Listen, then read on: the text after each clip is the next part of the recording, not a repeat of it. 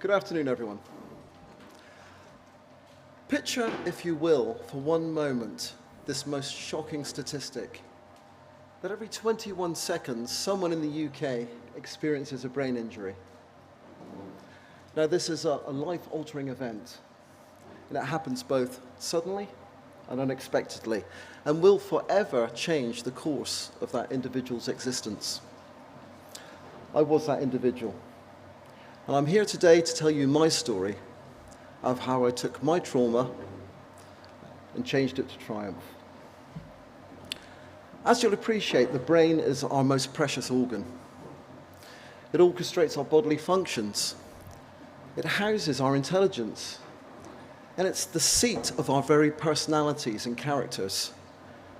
And it enables us to perceive and understand the world around us.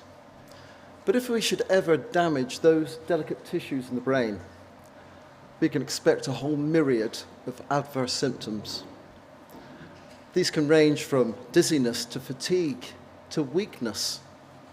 And this can be coupled with a lack of coordination and a lack of balance as well. It can often negatively impact our senses, our hearing, our taste, our touch, and our smell. All things we take for granted can be downgraded. Often associated with a brain injury is a negative impact on the memory, and this can be both, short-term and long-term memory as well. Something not often discussed amongst brain injury survivors is the huge emotional impact it has upon the individual. And it doesn't just affect the brain injury sufferer. It's the nearest and dearest and loved ones around them as well. It can induce anxiety. It can cause depression. And basically, it can change the whole character of the individual who's experienced this injury. It can make them into a different person. And effectively, you become a different person. So what I'd like to discuss is also the impact that it has upon your communication skills. Some people can have their ability to be able to talk even, their ability to comprehend their native language downgraded hugely. You can lose the capability of writing or even reading, and the worst case scenarios, sufferers can even have a massive impact with regards to the injury causing tremors and convulsions. Now, we must understand that these don't happen individually, and it's usually a compound effect. They're not mutually exclusive, these symptoms. And what I mean by this is, depending upon the site of the injury and also the degree and severity of the injury, depends on how you're going to be impacted. As a young boy, 12, almost 13, sport was my whole life. I loved the camaraderie, I loved the teamwork, I loved the connection and the structure it gave to my life. But most of all, I loved the strength and also the confidence it gave me. But everything was about to change. When one day, while sat on the school bench with my friends, eating lunch, we were approached by 4 boys, 2 years our senior. These boys came across and they claimed ownership of this bench. They told us to get lost, basically. My friends quite sensibly stood up to leave, but me, being maybe a bit too confident, stood my ground. And it broke out into a scuffle with the ringleader. This was stopped moments later as the school bell rang for the next lesson. And I wasn't to see these guys for at least 2 weeks. But on my own in the playground, I was approached by these 4 individuals. And I was challenged to another fight. Of course, I politely declined it. Who wants to fight against 4 boys? My friends weren't there to support and back me up. So I turned away and I said, no thanks, not interested. But as I turned, I was struck under the jaw by a sucker punch, particularly hard. I reeled from it, and as I staggered away, I kept my footing, but was brought down seconds later by the four of them, who then proceeded to kick and punch me about the head and body. Now, this seemed like a total eternity that it lasted for. And I remember feeling numb from the experience. I didn't feel any pain. And eventually I got up and I dusted myself off. I didn't have many physical injuries, to tell you the truth. I was sore, my face was sore, my back was sore, I had some scratches on me, but nothing worse than maybe rugby injuries that I'd sustained during this period. So I walked to the next lesson thinking there was nothing wrong with me. I approached the woodwork class and I could see my friends stood right at the front of the queue, or near the front of the queue, and they beckoned me across. And as I got closer, they could see these little superficial injuries. What happened to you, mate? I told them. But of course, as a 12-year-old going on 13, I embellished it somewhat. I told them about my tales of daring do, how heroic I was in fighting these four boys single-handedly. We don't need to worry about those guys again. I've done it for you, lads. And of course, I got pats on the back, accolades. And what young boy of that age doesn't like to be the centre of attention? Then, the strangest thing happened. The conversation dwindled, and our attention was brought back a young girl right at the front of the queue who we all quite liked. Never forget her name, Jenny Peake. And I remember formulating a little quip or a joke, a story inside my head to entertain the guys concerning Jenny Peake. And it started with her name. But as I went to talk, shockingly, the words just spilled out of my mouth. They were slurred. They were incomprehensible. They were a mishmash of words. It didn't sound like me. Even the tone of voice wasn't my voice. I was shocked to my very core. My friends, how could they respond? They just laughed at me. Confused by this, I tried to speak again and got the same results. I could start the sentence off, the first syllable, but then it went into a drawl, a slur. My friends laughed again. And we made our way through into the woodwork class, and I'll never, ever forget that distinctive smell of sawdust that day. And it evokes incredibly strong memories of that particularly traumatic event, even up until now when I smell sawdust. That afternoon, when I'd finished school, at home, I had 2 hours before my sister and my parents came back from work. And I took that as an opportunity. I took that as a chance to assess myself and try and speak again. But when I tried, it was just the same. I failed. The words were slurred. I could say yes and no, fine. Of course I was distressed by this. I was tearful. I sobbed. I wondered what was going on. But the strange thing is, when my family did return, I didn't say anything to them. Not a word about what happened that day. I kept it to myself, and I don't know why. I can't remember, in fact, why I did that. I can only surmise that maybe I thought it was a temporary thing. Maybe I wanted to carry on as a normal person. I don't want people to fluster over me, have all that attention. I just wanted my normal life back, not knowing that my normal life would never return again. When my parents and sister came home, I grunted, as any teenager does, yeses and nos, and that was enough. I wasn't questioned about my superficial injuries. They were used to me playing rugby, coming back with far worse. But that night, whilst lying in bed, I remember looking into the darkness, and I played that victim card. Why me? I think everybody says that, don't they? Why me? What if? What if things had been different? What if I'd backed down? What if I hadn't challenged this boy to a fight? Things could be so very different. But I thought I had a chink of hope that maybe I'll wake up in the morning, things will be okay. Maybe my brain will reset itself. Maybe it's just that initial trauma I have to get over and I'll be fine. But upon waking, things were the same as they were. I tried to speak once more, but failed abysmally. And then shock entered my body. How was I going to function that day? How was I going to speak to my friends, communicate with the teachers? At school that day, it was horrendous. I don't know how to describe it, but not speaking to my friends, they thought I was strange. I was usually coming out with some joke, some quip, some story, some adventure to tell them about. They thought I was unusually quiet. And my teachers just thought I was being difficult.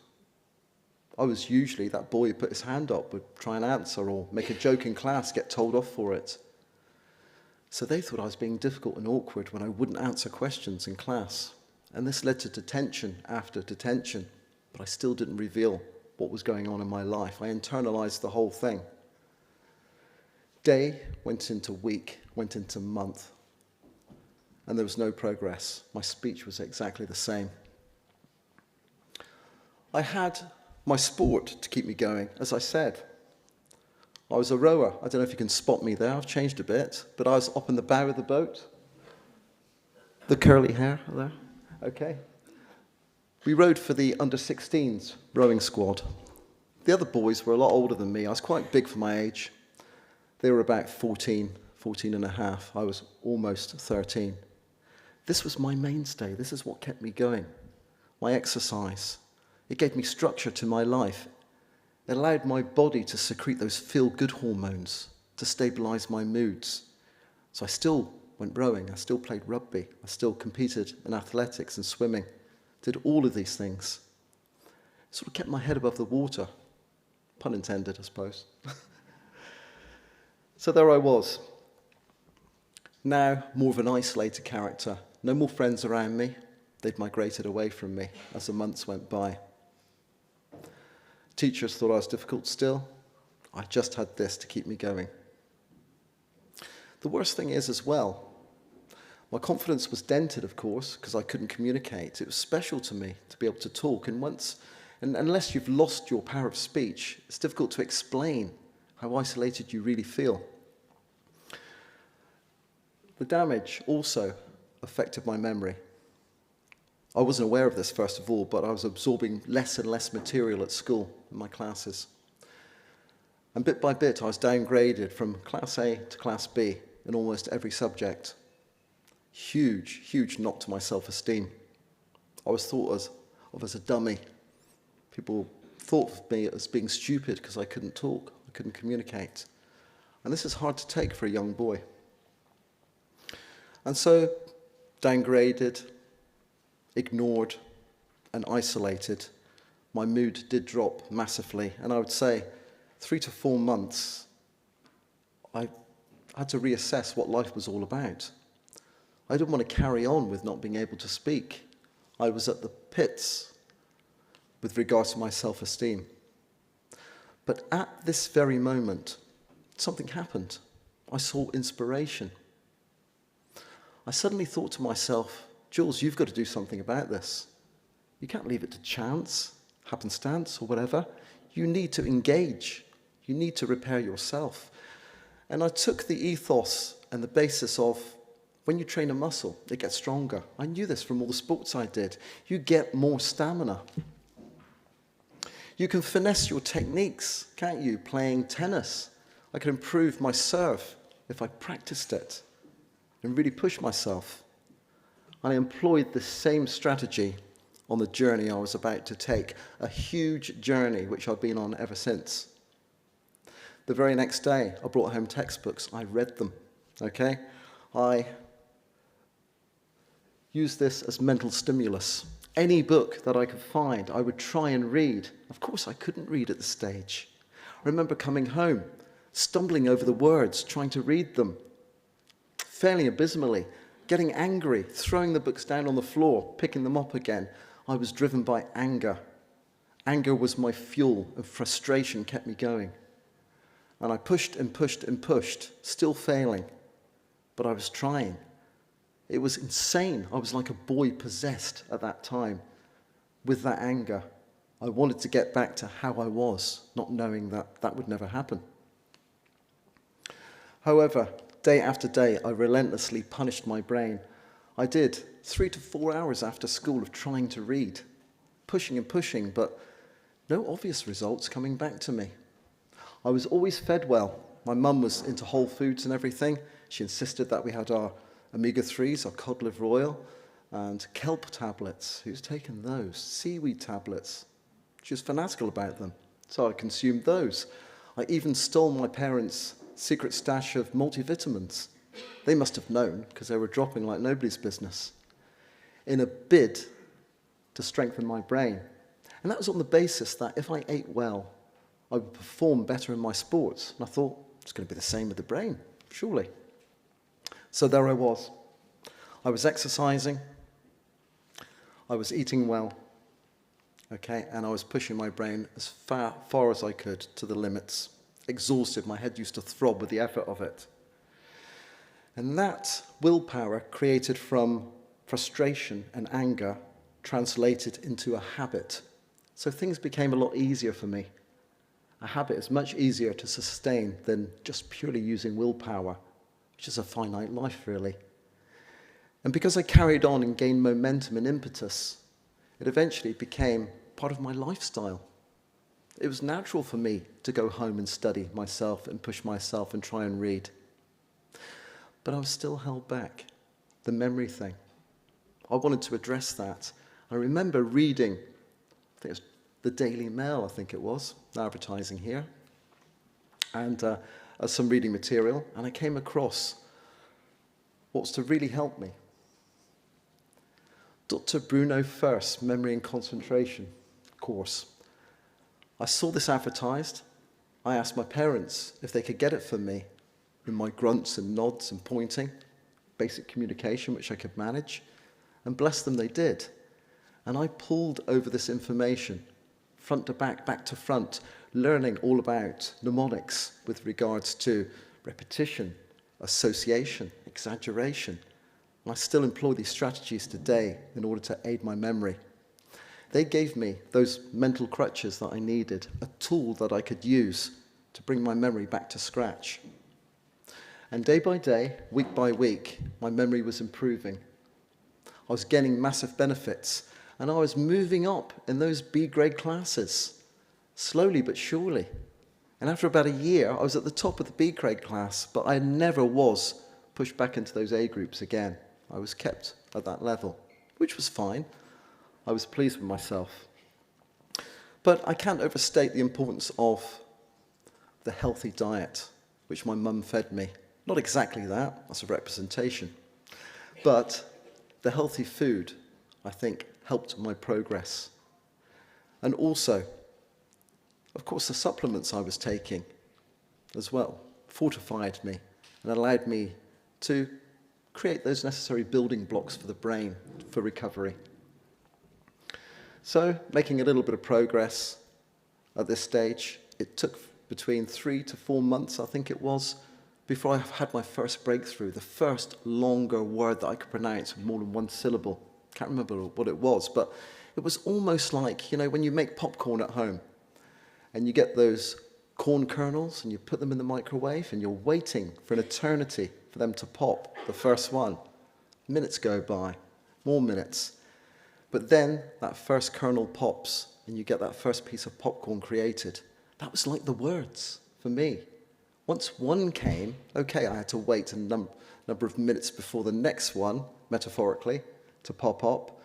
But then eventually, they all started coming in symphony, one after the other. It was that impetus that I created, which was causing more of a rapid improvement in my speech, my pronunciation. But don't get me wrong, it took me a good 3 to 4 years to start articulating sentences that you'd recognize now. So it was a long, painstaking process. But I was getting there. What happened then was I had to, at one stage, speak in front of the class. Now, I declined to do this, but I got to a degree, got to a standard where I could pronounce most words.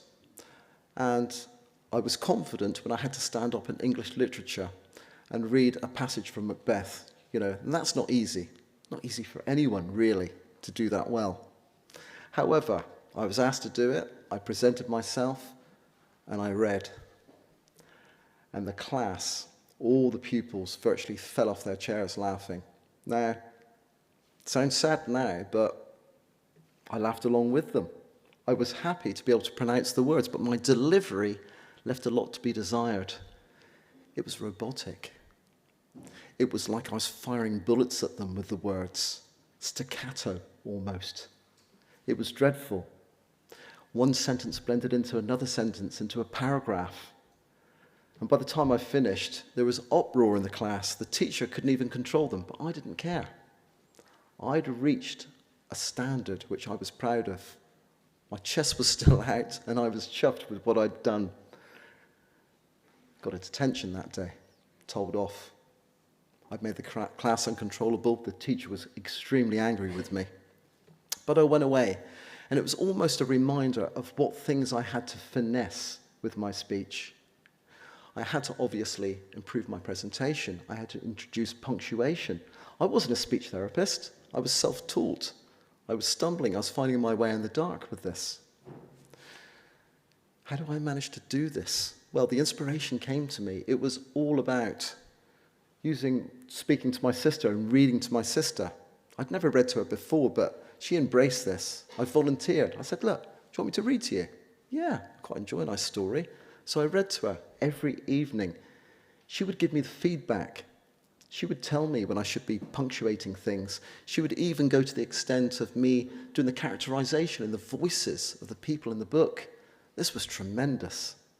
This really polished my speech a lot more than before. And before long, I was actually speaking normally, not robotic. It wasn't like Data from Star Trek or something. I can actually express myself quite well. So, imbued with this, I then continued to take my exams, my dreaded O-levels. And my parents weren't expecting much from me because reports were dreadful. But I passed all my O-levels. I got good grades for them. This did wonders for my self-confidence. My esteem just went up dramatically. And I progressed on then to go to college, do my A-levels. And it was a PE-backed course as well. So the first A-level PE course with some academic subjects thrown in for A-level. It was during this period that I met my first serious girlfriend. I had the confidence to approach a lady, and she basically pointed out after 6 weeks that I was a bit strange. Now, who wants to hear that? You know, that's a bit of a passion killer. You're a bit strange. I said, why? I was intrigued to know. She told me that my expressions didn't correspond to what I was communicating. I was frowning when I should be smiling. I was smiling when I should be grimacing.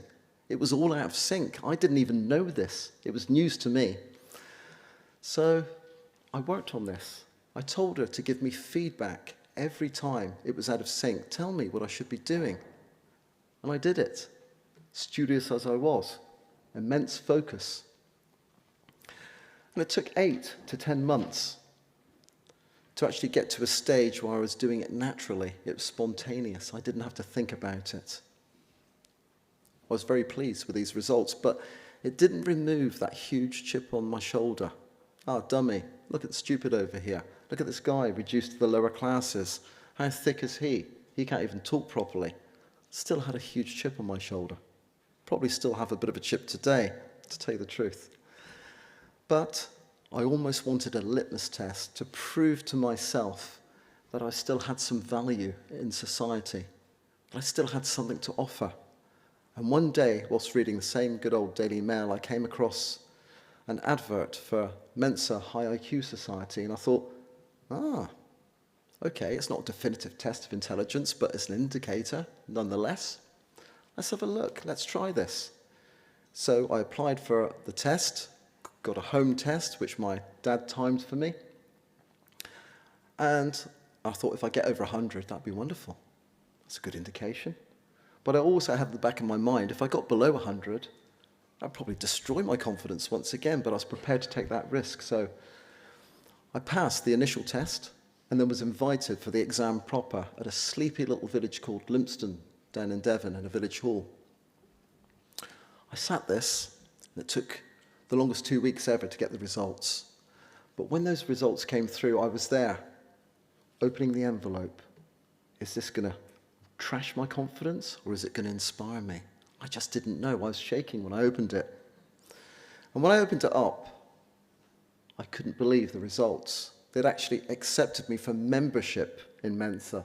So I got way above what I expected to ever achieve. And this is actually a copy of that old dog-eared letter that they sent me.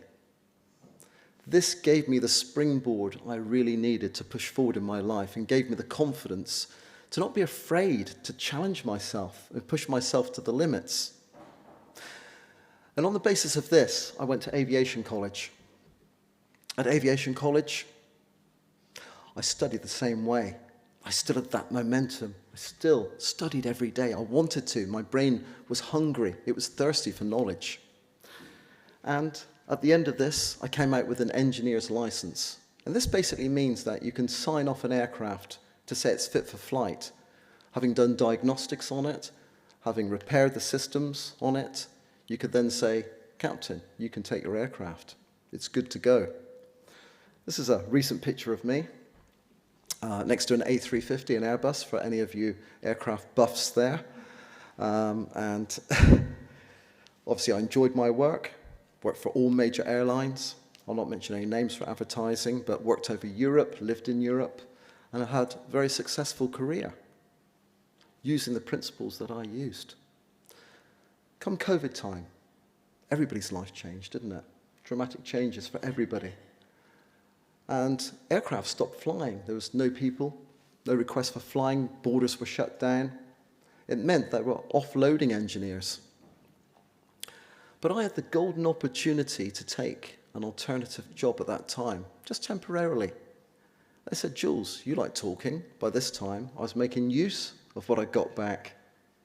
Probably talking a little bit too much. But I was given the fantastic chance to go and study as a lecturer on aircraft engineering. And I embraced this. And I went and I studied and I learned body language as well as part of it. I wouldn't do things in half measures. I wanted to go the whole hog.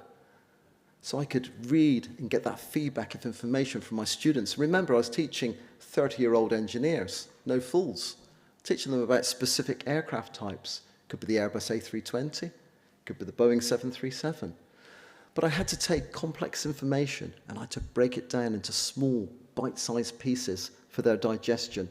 And I had to explain it in a manner that they would comprehend. It was an ultimate challenge, really. And I would say it's my magnum opus. It's the moment where I compared myself to a young boy who could hardly speak to somebody then who could actually conduct a lecture and control a class and make it sound such a dry subject, boring as hell, really, a little bit interesting, okay? A little bit of humor injected from bit to bit, from part to part. And this is my group that I took out to Sheringham in Norwich. Now, I didn't just teach them in the class. I wanted to do everything for them. At the weekends, I would take them and show them the sights as well. I wanted to make the course the best course that they'd possibly been on. I was striving for that. The sky's the limit. And I met some fantastic characters along the way. Many big groups like this of all different nationalities. But there came the time that aircraft started flying again, and they needed me back to do the maintenance. I would have stayed if the money had been the same, but terrible to say, I was chasing the pound signs, and it's so much more better paid to be working on the tools than teaching. That's the way it goes. So I went back into aviation once again. But then I thought to myself, I am the most qualified person to help the person that I used to be. And I want to help people that are in a similar situation to me. Okay, I lost my memory and my speech, of course, and my expressions at the time. And I know there's a myriad of different things that people experience. But over the years, I've created foundational principles that I've worked upon for my recovery, which I'd like to share with you. And number one of the key strategies is mindset. Mindset is everything. Unless you're determined, unless you're focused, almost insane determination, driven through anger or frustration or whatever you can harness, you will not optimize your results. As I said, I was like a boy possessed, angry, frustrated, and that's what pushed me forward. Now it's up to you to develop that mindset if you want to optimize your recovery. Number 2, and it's a very close second, is nutrition. We can work all we want on our brains. We can try and read, we can try and do calculus or mathematics or whatever, but we're never going to expand and grow our brains unless we've got those essential building blocks for recovery. You can't restructure or build a brain without them. Get those sophisticated interconnections in the brain which you need with your synapses. It's unachievable. So I always advocate great nutrition. Vitamins, minerals, great carbs, all that. It's very, very important. Third, exercise. Remember, my rowing, my rugby, and the rest of it. Not only does it give you structure in your life and something to focus upon, but it releases those feel-good hormones into your body to stabilize your moods. Makes you feel a lot better to get through it. And we must understand that latest research has found out that it's fertilizer for the brain.